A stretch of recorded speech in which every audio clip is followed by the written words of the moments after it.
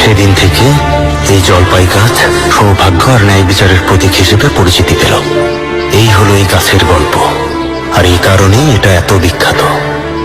এখন বুঝতে পেরেছ আমার লক্ষ্মী সোফিয়া? গল্পটা মনে রেখো। চাইলেও ভুলতে পারবো না। দ্বীপের মাটিকে রক্ষা করছে এই গাছ। অনেক ঝড় তুফানের পরেও এর শিকড় মাটিকে আঁকড়ে রেখেছে,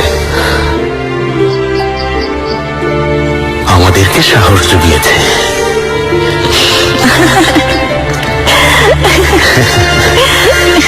একেবারে ঠিক তোমার মতো। যতদূর দেখতে পাচ্ছ তার সবকিছু তোমাকেই দেখতে হবে নাসিয়া। একদিন তুমি এই দ্বীপের প্রিন্সেস হবে, ঠিক এই জলপাই গাছের মতো। সব ঝড়কে মোকাবেলা করার মতো একজন সাহসী প্রিন্সেস।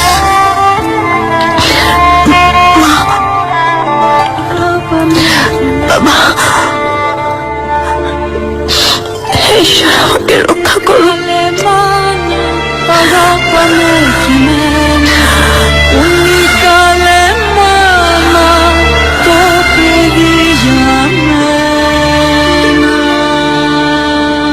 এটা সেই দিনলিপি যেটাতে আপনার মরহুম বাবার মৃত্যুর কারণ লিপিবদ্ধ আছে।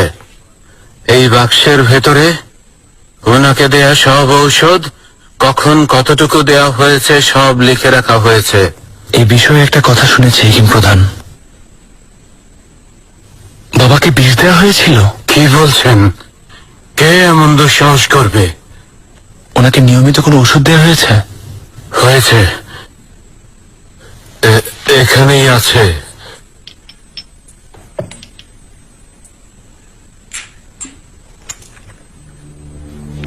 হয়েছে হেকিম প্রধান, সব ঔষধ পরীক্ষা করে দেখুন। সন্দেহ দূর করতে চাই আমি। ব্যাপারটা শুধু আমাদের মাঝে থাকবে, অন্য কেউ যেন না জানে।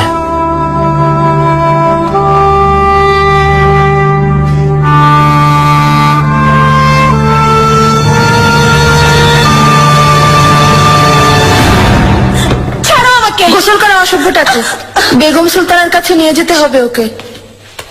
ছাড়ো আমাকে, ছাড়ো আমাকে। হাতুন, ঝামেলা করে আমাকে রাগিয়ে দিও না। তোমাকে একটু পরে সাফিয়া সুলতানের কাছে নিয়ে যাব, পরিপাটি হয়ে যেতে হবে। গোসল করে নাও। সাফিয়া সুলতান কে? তিনি কি বিখ্যাত রানী সোফিয়া? সোফিয়া না, সাফিয়া সুলতান বলবে এখন থেকে।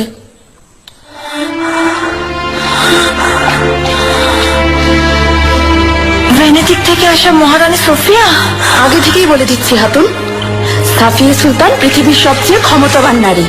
ওনার চোখের দিকে তাকাবে না, ওনার সামনে চুপচাপ মাথা নত করে রাখবে। নাম জানতে চাইলে বলবে হেতিজা। সাবধানে থাকবে, হাঁটু ভাঁজ করে মাথা নিচু করবে, পাথরের মূর্তির মতো দাঁড়িয়ে থাকবে।